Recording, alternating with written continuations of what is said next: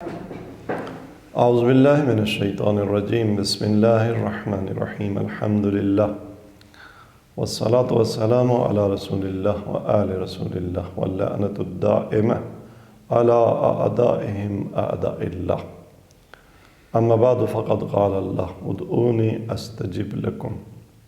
ناظرین، پرفشانی کے عنوان کے تحت دعا کے آداب، دعا کی اہمیت، دعا کے آداب، دعا کے اسرار، ان عناوین پر آج ہماری آخری گفتگو ہے۔ پرفشانی کے مرحلہ سے گزرنے کے بعد جو بھی ہمارے پروں کا سائز ہے، ہمارے پر جتنی بھی ہمیں اڑان دے سکتے ہیں، ہم ان پروں کی مدد سے محو پرواز ہوں گے، ملکوت کی طرف پرواز انشاءاللہ۔ اور اس کے بعد ہمارا سلسلہ گفتگو پرواز کے عنوان کے تحت آگے بڑھے گا۔ آج کی آخری گفتگو میں ہم قبولیت دعا کے مخصوص اوقات، مخصوص مقامات اور مخصوص حالات پر گفتگو کریں گے۔ جہاں تک دعا کی قبولیت کے مخصوص اوقات کا تعلق ہے، وہ خاص اوقات جن میں اللہ تبارک تعالی اپنے عبد کی دعا رد نہیں کرتا، بشرطے کہ اس میں دعا کے تمام شرائط پائی جاتی ہوں، تو ان میں سب سے اہم وقت وہ جمعہ کی رات ہے، شب جمعہ۔ شب جمعہ کی اہمیت کے حوالے سے، اس میں دعا کی قبولیت کے حوالے سے بہت روایات ہیں، مطالب بہت زیادہ ہیں۔ ہم ایک دو مطلب کی طرف اشارہ کریں گے۔ حضرت یوسف علیہ نبینا علیہ الصلوۃ والسلام کے بھائیوں نے جب حضرت یوسف کو کنویں میں ڈال دیا، ظلم کیا حضرت یوسف کے ساتھ، اور بعد میں انہیں اپنی غلطی کا احساس ہوا اور نادم ہو گئے، اور اپنے باپ حضرت یعقوب علیہ السلام کی خدمت میں پہنچے، یہ تقاضا کیا کہ آپ ہمارے لیے اللہ تبارک تعالیٰ کی بارگاہ سے مغفرت کی دعا کریں۔ تو قرآن کریم نے حضرت یعقوب کا جواب جو نقل کیا ہے وہ یہ ہے کہ قال سوف استغفر لکم ربی انہ هو الغفور الرحیم۔ حضرت یعقوب علیہ السلام نے فرمایا کہ میں سوف استغفر لکم ربی، سوف فیوچر کے لیے آتا ہے، ان قریب اس کا عام طور پہ ترجمہ کیا جاتا ہے کہ میں ان قریب تمہارے لیے اپنے رب سے طلب مغفرت کروں گا، انہ هو الغفور الرحیم، بے شک کہ وہ ذات غفور الرحیم ہے۔ حضرت یعقوب علیہ السلام نے یہ فرمایا کہ میں مستقبل میں، اگرچہ وہ مستقبل قریب کی بات تھی، وہیں پر اسی مقام پر حضرت یعقوب نے کیوں دعا نہیں کی؟ امام صادق علیہ السلام سے ایک روایت جو نقل ہوئی ہے، تو آپ نے فرمایا کہ اخرہم یا اخرہم الی السحر من لیلۃ الجمعہ۔ ظاہر ہے کہ حضرت یوسف کے بھائیوں کا اپنے باپ سے خدا کی بارگاہ سے طلب مغفرت کا تقاضا وہ جمعہ کی رات کو نہ تھا، تو حضرت یعقوب چونکہ نبی تھے اور جانتے تھے کہ کس وقت میں اپنی اس اولاد کے لیے جنہوں نے حضرت یوسف پر ظلم کیا ہے، اپنے بھائی پر ظلم کیا ہے، میں کس وقت ان کے لیے خدا کی بارگاہ سے طلب مغفرت کروں کہ خدا انہیں بخش دے۔ حضرت یعقوب کو معلوم تھا کہ وہ گھڑی، وہ وقت جس میں میری یہ دعا قبول ہوگی، خدا میری دعا رد نہیں کرے گا، وہ شب جمعہ ہوگی، وہ جمعہ کی رات کی سحر کا وقت ہوگا۔ لہٰذا آپ نے اخرہ، اس دعا کو مؤخر کیا، کب تک؟ الی السحر من لیلۃ الجمعہ، شب جمعہ کی سحر تک۔ شب جمعہ دعا کی فضیلت اور دعا کی قبولیت کے حوالے سے امام باقر علیہ السلام سے ایک روایت ہے جس میں آپ ارشاد فرماتے ہیں کہ ان اللہ تعالی لا ینادی کل لیلۃ جمعۃ من فوق عرشہ من اول اللیل الی آخر، ہر شب جمعہ خداوند تبارک تعالیٰ عرش سے ندا دیتا ہے اول لیل سے، جو ہی شب جمعہ شروع ہوتی ہے اس سے لے کر اس شب کے اختتام تک مسلسل ندائے پروردگار آتی ہے۔ الا عبد مؤمن یدعونی لدینہ او دنیا ہو، آیا نہیں ہوئے کوئی عبد مومن مجھ پر ایمان رکھنے والا میرا ایسا بندہ جو آج اس شب میں میری بارگاہ میں مجھ سے اپنی دنیا اور اپنے دین کے لیے، اپنی دنیا اور اپنی آخرت کے لیے دعا مانگے۔ قبل طلوع الفجر فاجیب، طلوع فجر سے پہلے مجھ سے آج رات کوئی ہے مانگنے والا کہ میں اس کی دعا کو قبول کروں۔ طولانی حدیث ہے، یعنی اس میں ایک ایک طبقے کو خداوند تبارک تعالی مورد خطاب قرار دیتا ہے۔ الا عبد المؤمن یتوب الی من ذنوبہ، آیا کوئی اپنے گناہوں سے، گناہ گار نہیں ہے، اپنے گناہوں سے توبہ کرنے والے آ جائیں آج کی رات مجھ سے اپنے گناہوں کی معافی مانگیں، توبہ کریں کہ میں ان کے گناہ بخش دوں۔ الا عبد المؤمن قد قطر علیہ رزق، آیا کوئی تنگ دست مومن نہیں ہے، وہ مجھ سے رزق مانگے میں اسے رزق میں وسعت عطا کر دوں۔ الا عبد المؤمن سقیم، کوئی بیمار مومن نہیں ہے، آئے مجھ سے شفا مانگے میں اسے مرض سے شفا دے دوں۔ الا عبد مؤمن محبوس، آیا کوئی قید و بند میں پابند سلاسل مومن نہیں ہے جو مجھ سے مانگے کہ میں اسے زندان سے رہائی عطا کر دوں۔ الا عبد مؤمن مظلوم، آیا کوئی مظلوم مومن نہیں ہے کہ جس پر کسی ظالم نے ظلم کیا ہو، آئے مجھ سے مانگے میں اس کا انتقام لوں۔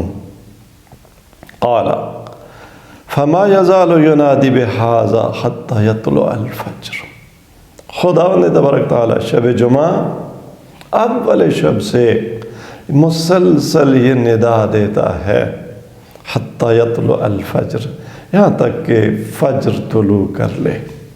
تو شب جمعہ کی دعا، اوقات دعا میں شب جمعہ کی دعا بہت قبولیت کے نزدیک ہے، قبول ہوتی ہے۔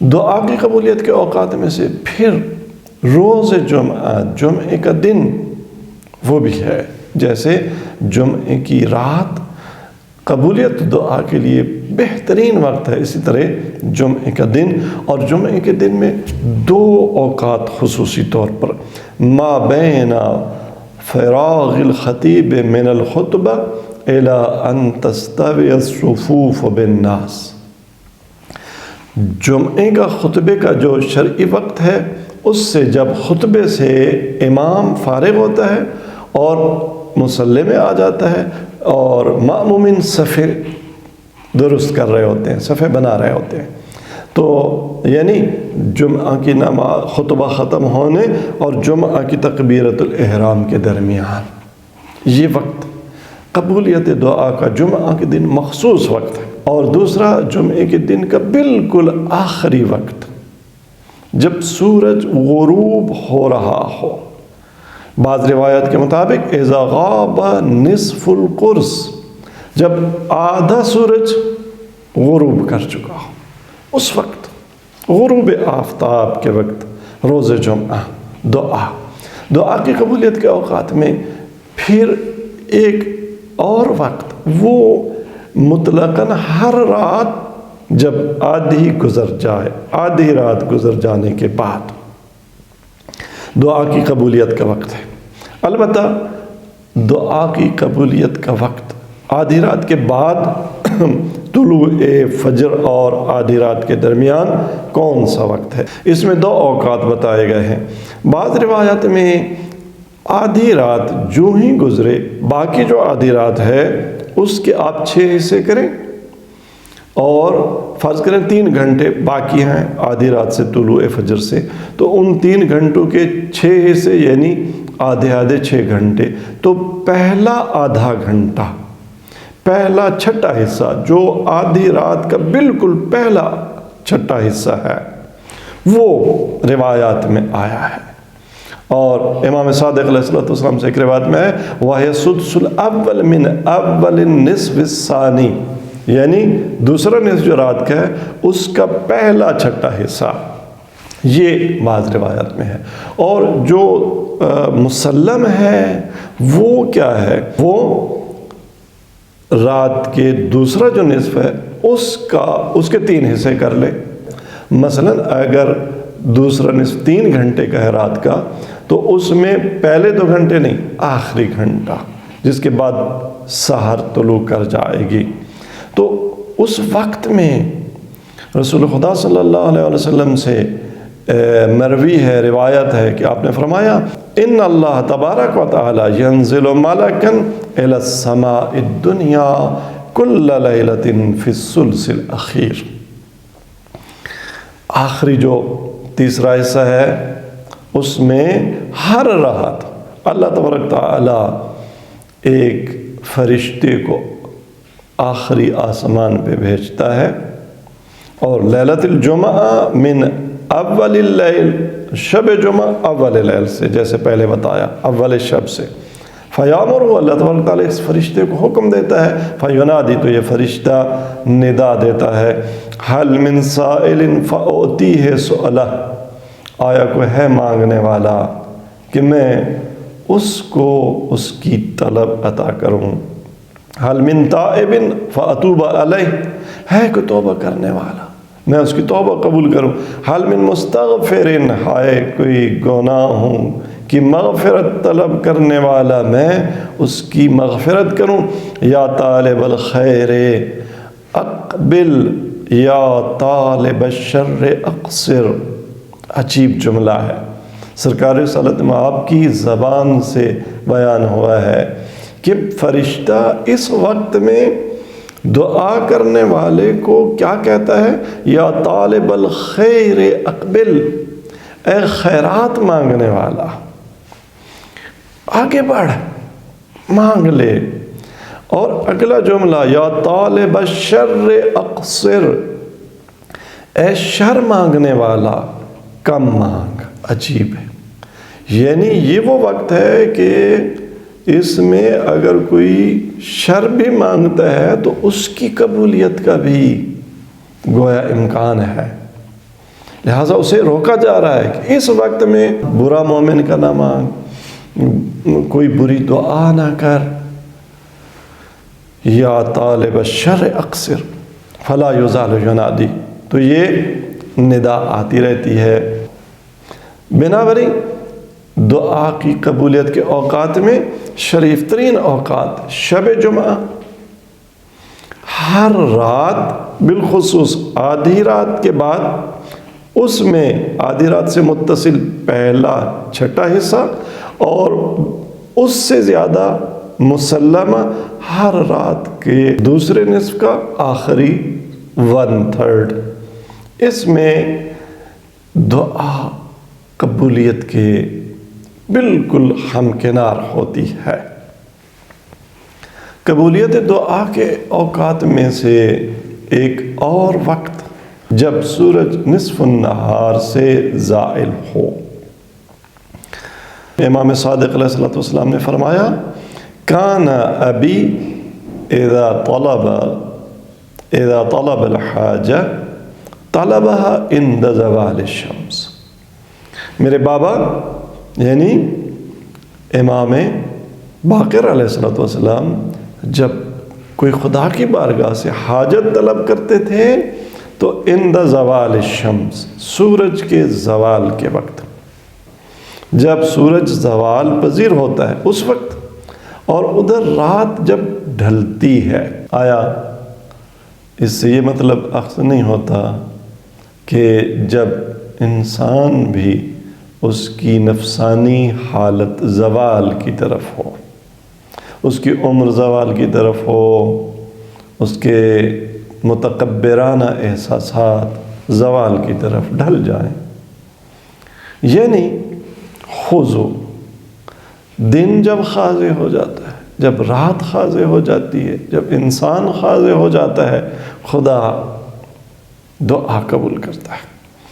دعا کی قبولیت کے اوقات میں سے تمام فریضہ نمازوں کے بعد روایت میں کہ فَاسْأَلُوا اللَّهَ حَوَائِجَكُمْ عَقِيبَ فَرَائِضِكُمْ یا فَعَلَيْكُمْ بِالدُّعَاءِ فِي إِدْبَارِ الصَّلَاةِ، اپنی نمازوں کے بعد اپنی نماز کی تعقیب میں دعا، یہ دعا کی قبولیت کا وقت ہے.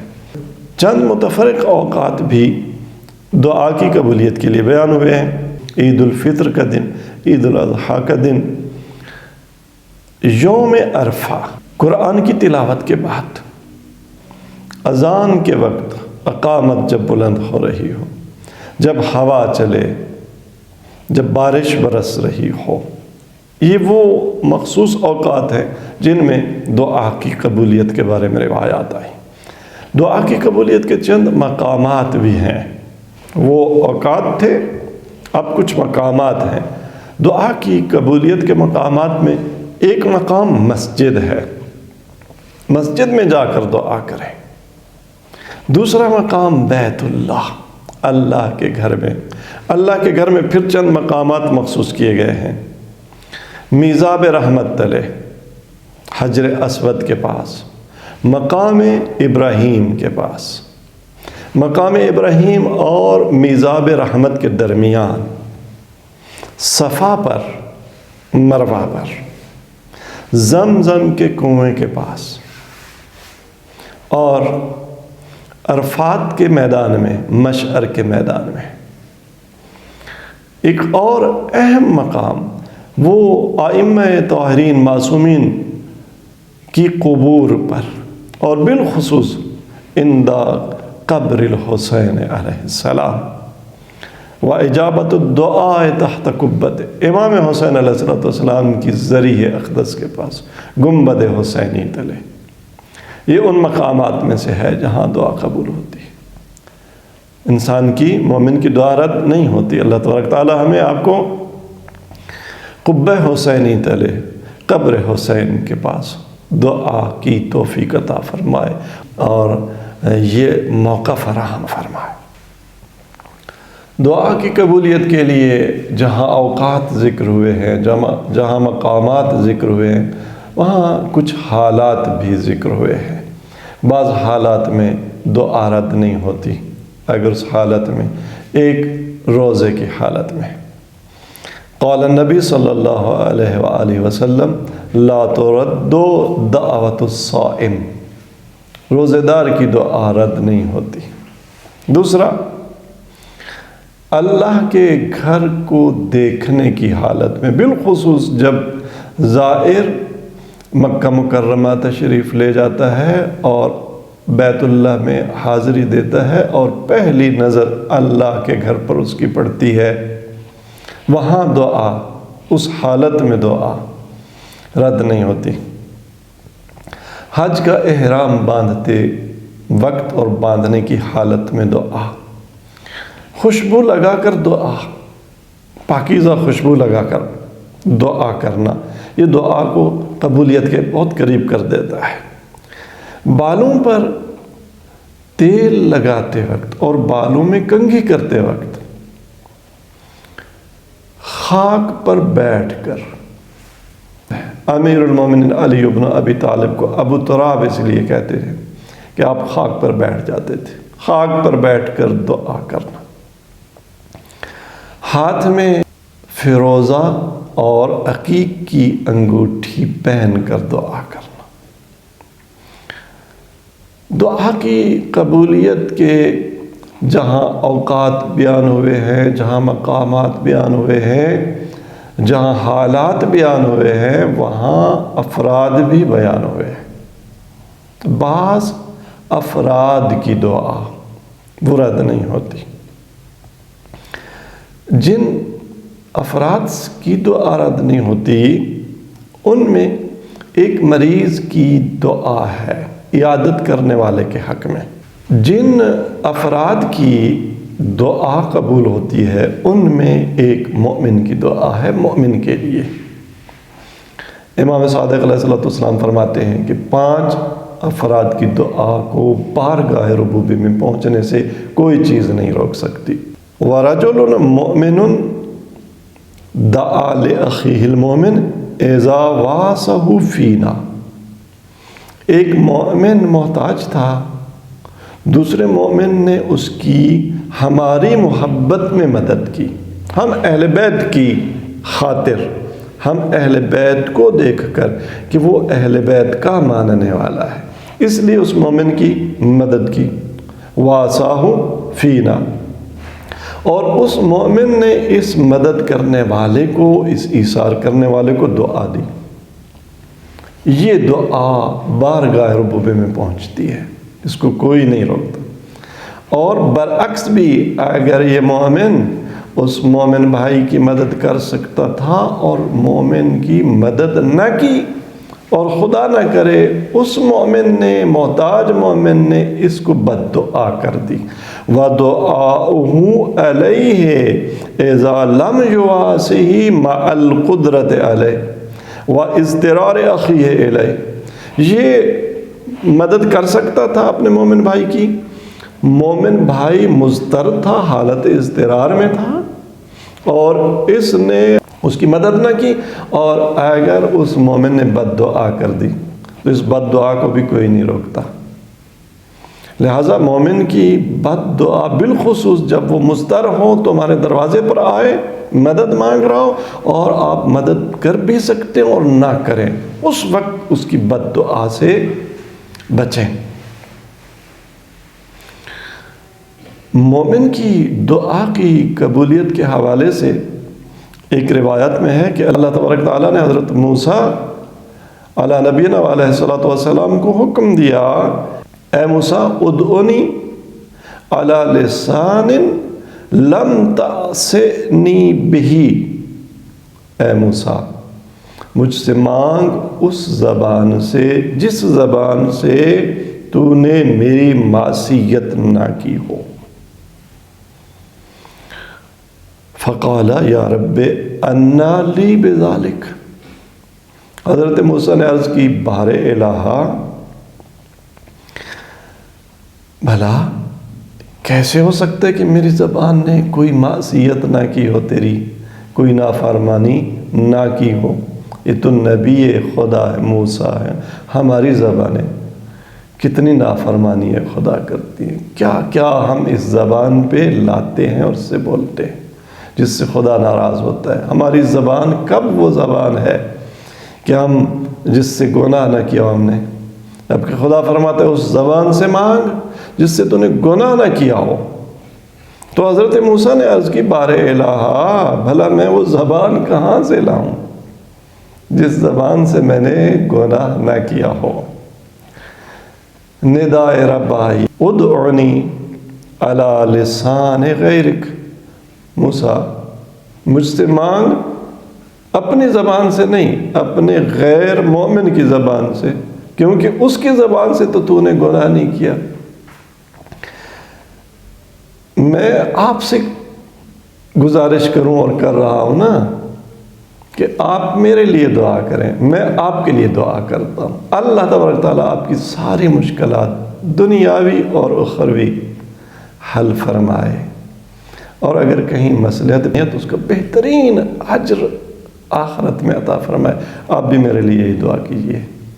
ظاہر ہے آپ نے میری زبان سے تو کبھی گالی نہیں دی ہوگی، میری زبان سے تو آپ نے کبھی کسی مومن کی غیبت نہیں کی ہوگی، کسی کا دل نہیں دکھایا ہوگا، خدا کی معصیت نہیں کی ہے نا، اور میں نے اپنی زبان سے تو بہت گناہ کیے ہوں گے، لیکن آپ کی زبان سے تو میں نے بد زبانی نہیں کی۔